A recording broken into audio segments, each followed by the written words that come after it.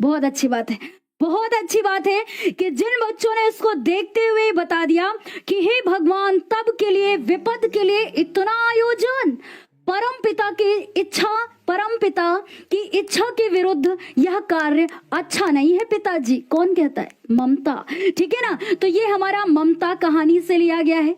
ठीक है ना, किसके द्वारा लिखा गया है भाई? जयशंकर प्रसाद जी के द्वारा लिखा गया है। फटाफट से करेंगे बच्चों, और ये आता है हमारे पेपर में 6 नंबर का। ठीक है, 6 नंबर का आता है ये हमारे पेपर में गद्यांश। कितने नंबर का आता है भाई? 6 नंबर का। 6 नंबर में 2 नंबर संदर्भ लिखने के मिलते हैं केवल, वो भी कैसे लिखेंगे कि प्रस्तुत गद्यांश हमारी पाठ्य पुस्तक हिंदी गद्य खंड के ममता नामक पाठ से लिया गया है, और यह जयशंकर प्रसाद जी के द्वारा लिखा गया है, या इसके लेखक जयशंकर प्रसाद जी हैं। 2 नंबर आपके पक्के हो गए संदर्भ के। ठीक, 2 नंबर आप व्याख्या करेंगे कि ममता कहती है कि फेर दीजिए पिताजी, इसकी चमक मेरी आंखों को अंधा बना रही है। ध्यान से सुनिएगा, व्याख्या कैसे करेंगे अपने शब्दों में, अभी कैसे लिखेंगे वो भी मैं बताऊंगी। ठीक, जब आपकी परीक्षा में ये आता है बच्चों, तो आपको ऐसे ध्यान में रखना है कि जैसे ही आपने पहचान लिया कि ये ममता कहानी है, जयशंकर प्रसाद जी के द्वारा लिखी गई है, 2 नंबर आपका पक्का हो गया। व्याख्या में लिखेंगे कि प्रस्तुत गद्यांश में लेखक जयशंकर प्रसाद जी कहते हैं कि ममता अपने कक्ष में बैठी हुई थी जिस वक्त, सुनिए क्योंकि ये रट के नहीं करना है, आप अपने शब्दों में करिए कि जिस वक्त ममता अपने कक्ष में बैठी हुई थी, ममता एक बाल विधवा स्त्री थी, है ना, बाल विधवा स्त्री थी, वो अपने कक्ष में बैठी हुई थी, और उसके पिताजी के द्वारा सोने चांदी से भरे हुए जब थाल लाए जाते हैं, तो ममता कहती है कि हे भगवान तब के लिए विपद के लिए इतना आयोजन, कि जब उसके पिता चूड़ामणि के द्वारा बड़े बड़े सोने चांदी से भरे हुए थाल लाए जाते हैं, कि जब उसके पिता यानी चूड़ामणि का मंत्रित्व ना रह जाएगा, है ना, मंत्रित्व ना रह जाएगा, वो शक्ति उसकी समाप्त हो जाएंगी, तो उन कष्ट मतलब उन मुसीबत के दिनों के लिए वो पहले से ही ये सारी व्यवस्थाएं कर लेते हैं। तो ममता कहती है कि उसी वक्त ये कहती है कि हे भगवान तब के लिए विपद के लिए इतना आयोजन, परम पिता की इच्छा के विरुद्ध इतना साहस, पिताजी क्या भीख ना मिलेगी? क्या कोई हिंदू भूपृष्ठ पर ना बचा रह जाएगा जो ब्राह्मण को 2 मुट्ठी अन्न दे सके? मतलब ममता कहती है कि अभी से हमें ये कार्य नहीं करना चाहिए, क्योंकि ये ईश्वर की इच्छा के विरुद्ध कार्य है ना। तो जैसे ही आप इसको पढ़ेंगे, आप अपने शब्दों में इसकी व्याख्या कर सकते हैं कि ममता कहती है कि पिताजी ये ईश्वर की इच्छा के विरुद्ध कार्य किया गया है ना, यह कार्य ईश्वर की इच्छा के विरुद्ध है। क्या कोई भी पृथ्वी पर ऐसा नहीं रहेगा जो हमारे मुसीबत के दिनों पर हमें 2 मुट्ठी अनाज के दाने देगा? तो सुनिए, सुन के ही आप कर सकते हैं, है ना। फिर कहती है फेर दीजिए पिताजी, पिता हंसाए। लेकिन अगर आपकी परीक्षा में प्रश्न आता है कि संदर्भ लिखना, व्याख्या करना, यही 3 प्रश्न आएंगे, 2 नंबर 2 नंबर 2 नंबर, 6 नंबर का प्रश्न हो गया। ठीक, तो व्याख्या आप कर लेंगे। उपयुक्त गद्यांश में किस कार्य को ईश्वर की इच्छा के विरुद्ध बताया गया है, तो कैसे लिखेंगे आप, अभी हम लोग फटाफट से देखते हैं। गद्यांश का संदर्भ लिखना बहुत अच्छे से देखिएगा कि प्रस्तुत गद्यांश हमारी पाठ्य पुस्तक गद्य खंड में संकलित ममता नामक पाठ से लिया गया है। इसके लेखक जयशंकर प्रसाद जी हैं। व्याख्या कैसे करेंगे बेटा, फटाफट से देखेंगे कि जयशंकर प्रसाद जी कहते हैं कि चांदी के 10 थालों में लाए गए ढेर सारे सोने को देखकर ममता चकित होकर अपने पिता से कहती है कि हे भगवान उस समय के लिए जब आपका मंत्रित्व ना रहेगा, उन विपदा भरे दिनों के लिए इतना सारा आयोजन अभी से ही यह अच्छा नहीं है। रिश्वत में लिया गया इतना सारा सोना लेकर आपने ईश्वर की इच्छा के विरुद्ध कार्य और उसका अपमान किया है पिताजी। ठीक है ना। फिर कहती है कि इस रिश्वत की अपेक्षा तो भीख मांगकर जीवित रहना अधिक उचित है। इस पृथ्वी पर उस समय भी बहुत से हिंदू ऐसे होंगे जो हम ब्राह्मणों को 2 मुट्ठी अनाज भीख में देंगे। पिताजी इस रिश्वत के सोने को वापस कर दीजिए, इसकी चमक मेरी आंखों को कष्ट दे रही है पिताजी।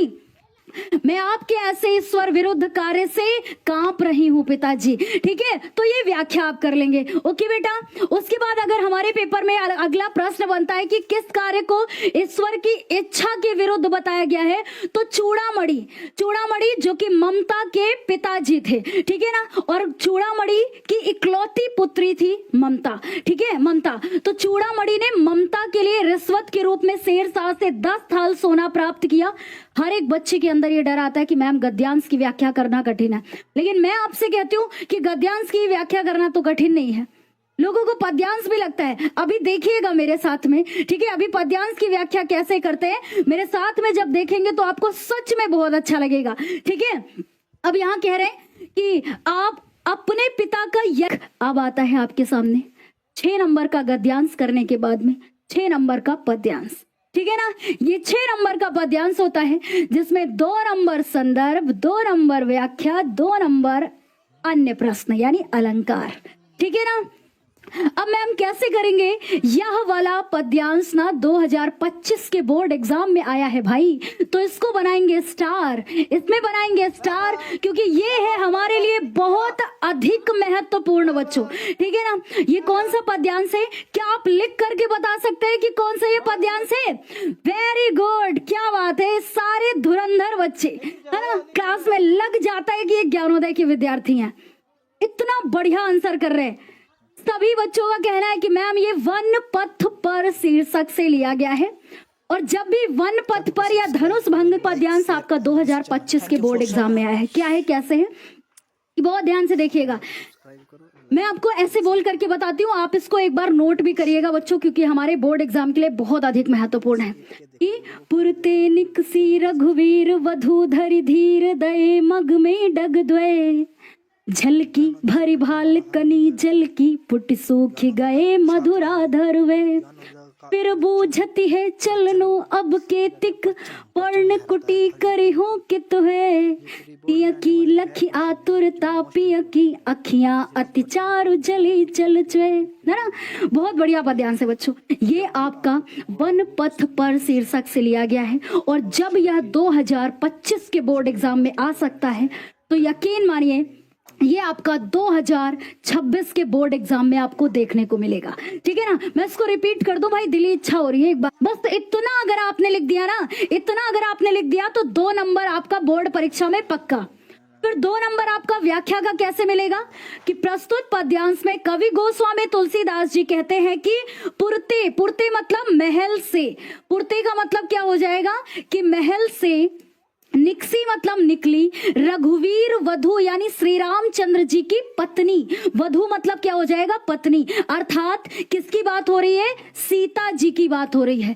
ठीक है ना, कि पुरते निकसी रघुवीर वधु, कि जैसे ही सीता जी पुरते मतलब अयोध्यापुरी से बाहर, निकसी, निकसी मतलब निकली, है ना, जैसे ही अयोध्यापुरी से बाहर निकली, धरि धीर दये मग में डग द्वय, कि धरि धीर यानी धैर्य धारण करके, दये मतलब बढ़ाए, मग में मतलब रास्ते में, डग मतलब कदम, ठीक है, कदम, और द्वय मतलब होता है 2, द्वय मतलब होता है 2, यानी धरि धीर धैर्य धारण करके, दये बढ़ाए, मग में रास्ते में, डग कदम, द्वय 2, कि जैसे ही सीता जी ने, जैसे ही सीता जी ने रास्ते में, है ना, मग, मग में मतलब रास्ते में, द्वय मतलब 2, डग मतलब कदम, दय मतलब बढ़ाए, धरि धीर मतलब हृदय में धैर्य धारण करके, कि जैसे ही सीता जी ने हृदय में धैर्य धारण करके रास्ते में 2 कदम आगे की ओर बढ़ाए,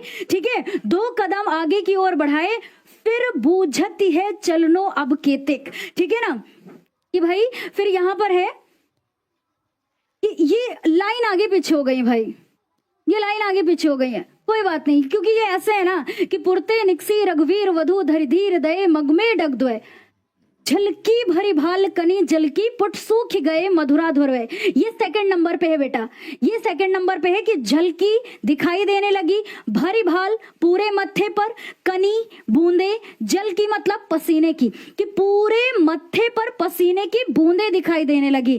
पुट, पुट मतलब होता है कोमल, ठीक है, कोमल।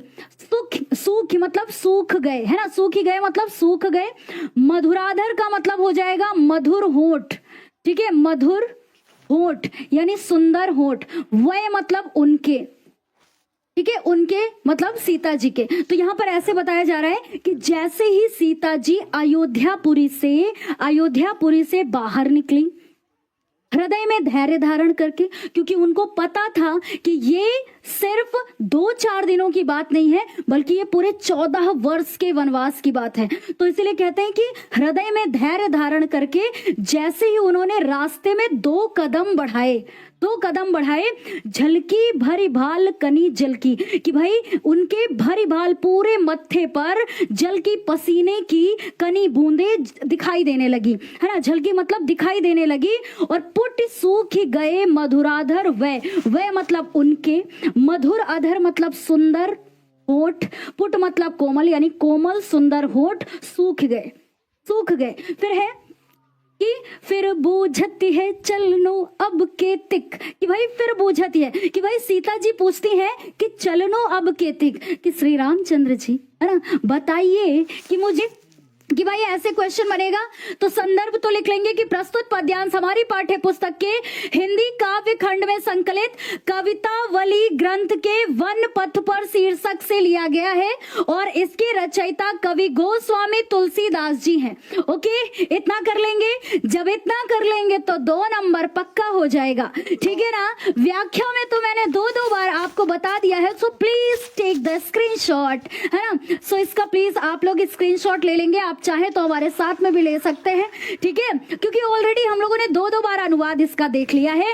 अब अलंकार में अगर पूछेगा तो रघुवीर वधु में बा, भरी भाल में भा, पर्णकुटी करिहों में आपने देखा कि मैम का और अखियां अति में अ, ठीक है, क्रमशः भ, प, क और अ वर्ण की पुनरावृत्ति। हाँ भाई मैम आ भी तो आया है, आ वर्ण की पुनरावृत्ति होने से यहाँ पर अनुप्रास अलंकार है, ठीक है। आज शाम को 7:30 बजे गणित का मॉडल पेपर करना है, आज शाम को